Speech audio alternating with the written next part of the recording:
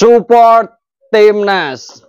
Satu tekad, satu tim, satu Indonesia menuju Piala Dunia.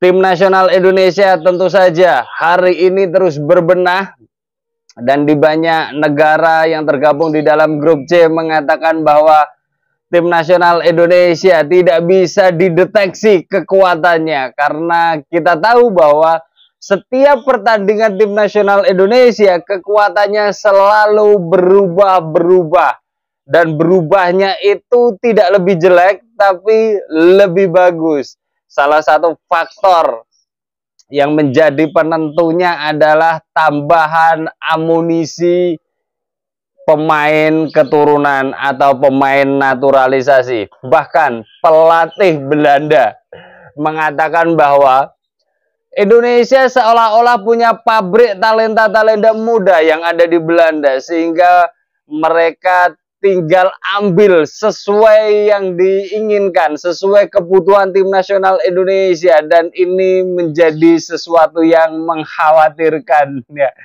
Apa yang dikatakan Koeman, ya, pelatih Belanda, saya pikir ya sebagai orang Belanda tentu saja sah-sah saja mengatakan demikian, bahwa Indonesia punya pabrik pembinaan pemain-pemain muda berbakat, pemain jadi, ya, yang kemudian diseleksi, jika ada pemain keturunan maka ditawari menjadi WNI, dan itu saya pikir strategi yang sangat cerdik, ya, pintar, akan tetapi tetap menjaga rambu-rambu aturan dari statuta FIFA. Ini menarik, ya.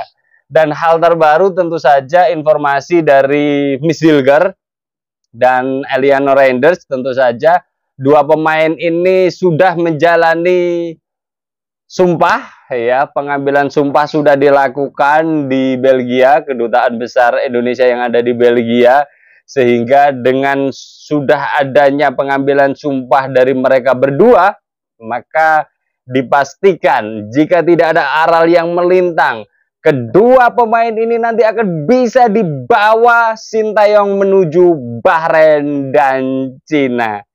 Ini adalah hal yang tentu saja kita nantikan tanggal 10 dan tanggal 15 Oktober nanti. Jadi sesuatu, ya, bahkan pelatih Bahrain mengatakan, ya Indonesia kekuatannya selalu berubah. Jadi hari ini kekuatan Indonesia, ya, jangan dilihat hari ini, karena seminggu yang akan datang kekuatannya bisa berubah. Salah satu faktornya, kata pelatih Bahrain, tentu saja penambahan amunisi pemain naturalisasi. Ya, ini kan bagian dari strategi kalau kita bisa melihat, ya. Kemudian dengan adanya Miss Dilger dan Eliano Reinders, pertanyaannya, apa perubahan yang ada di tubuh tim nasional Indonesia? Yang kedua, pertandingan melawan Bahrain dan melawan Cina, seoptimis apakah tim nasional Indonesia? Kita coba bedah satu persatu berkaitan dengan fenomena atau step by step yang sudah dilakukan tim nasional Indonesia, ya. Penambahan pemain Miss Dilger dan tentu saja penambahan pemain Eliano Reinders di tubuh tim nasional Indonesia jelas secara individu akan menambah kekuatan tim nasional Indonesia.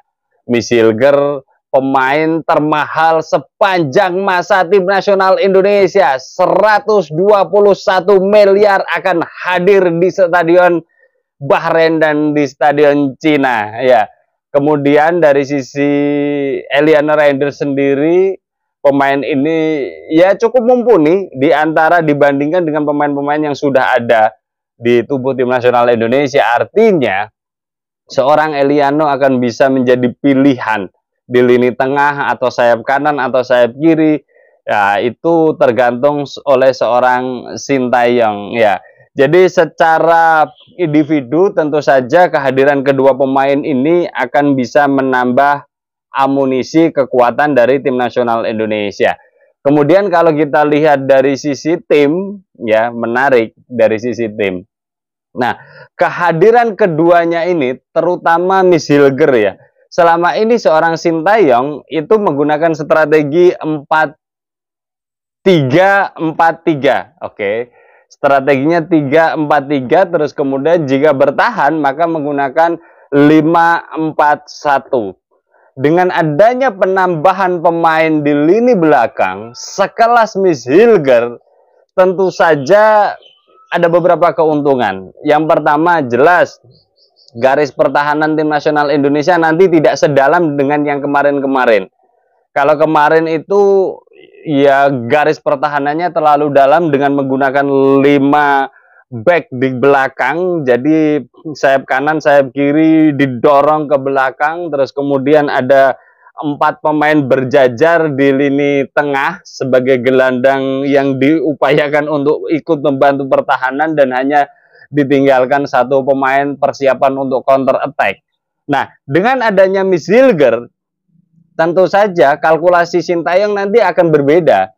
Berbedanya seperti apa? Jadi dari sisi build up serangan, paling tidak kepercayaan diri, pembawaan bola, penguasaan bola, kontrol, terus kemudian passing dan sebagainya, ini akan lebih memudahkan. Jadi saat build up serangan, tim nasional Indonesia tidak akan mudah kehilangan bola, ya, karena semakin kokoh dengan berjejer pemain 26 miliar, Sandy Walsh, Miss Hilger 121 miliar, Bang Jai 43 miliar, terus kemudian Kelvin Verdong 43 miliar, Justin Hubner atau Rizky Ridho bisa jadi opsi selanjutnya untuk mengisi salah satu pos yang masih tertutup atau tersedia.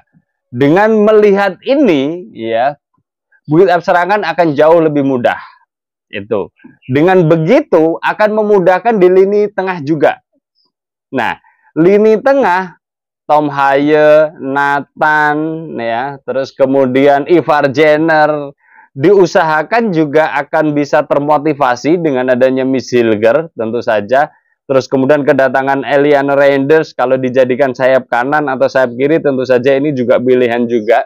Jadi dengan di lini belakang build up-nya bagus, di lini tengah semoga saja pengambilan bola, penguasaan bola, passing progresif yang ada di tubuh tim nasional Indonesia yang dijenderali oleh Tom Haye, ya, harusnya makin lebih tenang, makin lebih enak mainnya, aliran bolanya makin lebih smooth, dan tentu saja passing-passingnya jauh lebih progresif. Nah, dampak ini juga akan berdampak pada lini depan tim nasional Indonesia. Tim nasional Indonesia di lini depan pastinya akan lebih tenang dengan adanya pertahanan yang kokoh, lini tengah yang tenang, sehingga di lini depan akan mendapat asupan aliran bola yang jauh lebih enak, ya, dan itu akan berpotensi terjadi skema menyerang di area kotak penalti lawan. Ini yang kemudian nanti akan menjadi pembeda antara tim nasional Indonesia sebelumnya dengan tim nasional Indonesia hari ini. Dan uniknya adalah satu yang menjadi hal yang tidak dimiliki pelatih lain tentu saja. Dan ini sudah dicoba, Sintayong bisa jadi adaptasi dengan kondisi ini. Jadi Sintayong itu dia mencoba pemain yang sudah ada, menyempurnakan, memasukkan 1-2 pemain tambahan, mengolah lagi menjadi sebuah tim lagi, mengolah lagi, sampai pada akhirnya ketemu skenario bahwa di setiap level tim nasional Indonesia hanya membutuhkan 1 atau 2 tambahan amunisi di saat yang tepat, di momentum yang tepat, di lawan yang tepat, sehingga kemampuan tim nasional Indonesia secara dramatis, ya, akan bisa meningkat sesuai porsi lawannya. Ini yang tidak dimiliki oleh negara-negara lain, ya. Ini dan momentum Miss Hilger dan Elian Reinders, saya pikir momentum yang sangat tepat hadir di saat tim nasional Indonesia sedang membutuhkan kemenangan. Lawannya pun sekelas Bahrain dan sekelas Cina yang pada histori pertandingannya mereka juga tidak bermain optimal, dan dari sisi ranking FIFA juga mereka peringkatnya paling bawah di antara negara-negara di grup C kecuali Indonesia. Tentu saja Indonesia adalah kuda hitam karena posisi ranking FIFA-nya paling rendah, tapi setelah Indonesia itu Bahrain, Cina, Bahrain, ya, Arab Saudi, Australia, kemudian dari Jepang, ya.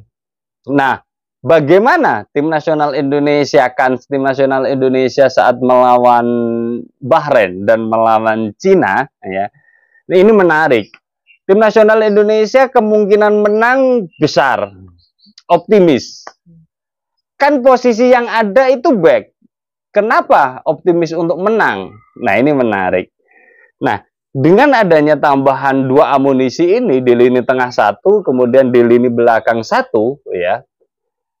Lini pertahanan jelas akan semakin kuat, seperti yang saya katakan tadi, aliran bola ke tengah jauh lebih enak, sehingga penguasaan bola akan dikuasai tim nasional Indonesia secara efektif, dan tentu saja ini ada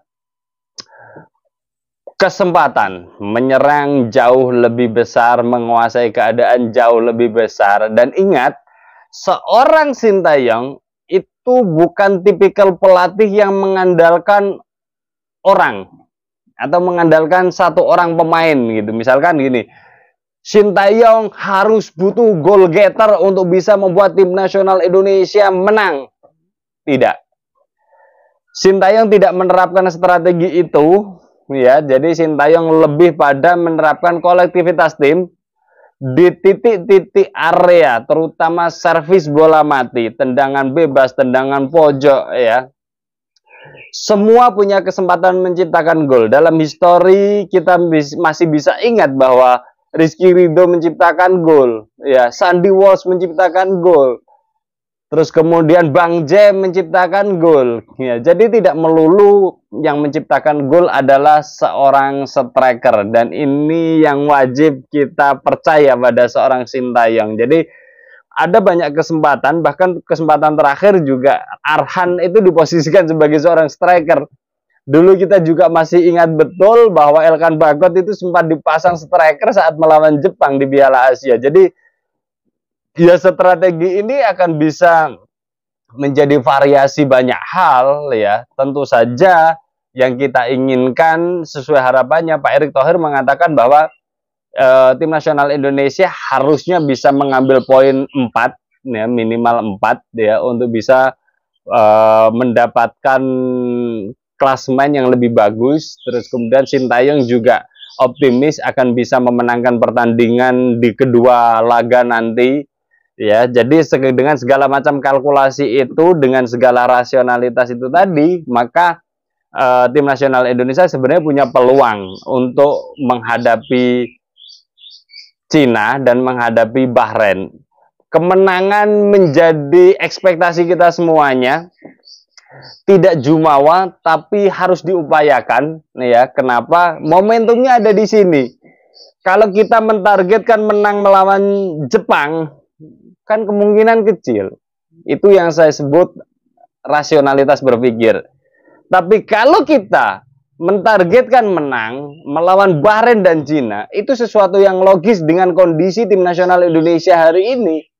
Dengan segala macam kekuatannya, dengan segala macam porak-porandanya, bahkan di Bahrain nanti dirumorkan, ya, itu tanpa penonton. Jadi tim nasional Indonesia bisa, ya, agak lega tanpa tekanan, tapi ini baru dimurmurkan, ya. Terus kemudian juga Cina banyak kehilangan pemain oleh skandal liganya. Terus kemudian masih dengan pelatihnya yang kemudian masih belum ada kepastian, ya, ada dualisme di tubuh tim nasional Cina. Saya pikir faktor-faktor manajerial di luar faktor teknis akan bisa dimanfaatkan secara bagus oleh tim nasional Indonesia. Jadi dengan kehadiran Missy Leger dan Eliano Reinders, skema permainan tim nasional Indonesia tentu saja akan bisa jauh lebih menyerang, jauh lebih tenang, jauh lebih menguasai keadaan, dan dengan begitu potensi menciptakan gol tim nasional Indonesia jauh lebih besar. Dengan demikian di ending ceritanya tim nasional Indonesia akan bisa meraih poin, 3 poin dari Bahrain, 3 poin dari Cina, maka ya, Tim nasional Indonesia Garuda. Ya. Satu tekad, satu tim, satu Indonesia menuju Piala Dunia. Kita akan update lagi berkaitan dengan apa yang terjadi, situasi yang terjadi di tubuh tim nasional Indonesia. Tentu saja perjalanan menuju Piala Dunia 2026 bersama saya Setia Oban. Thanks for watching.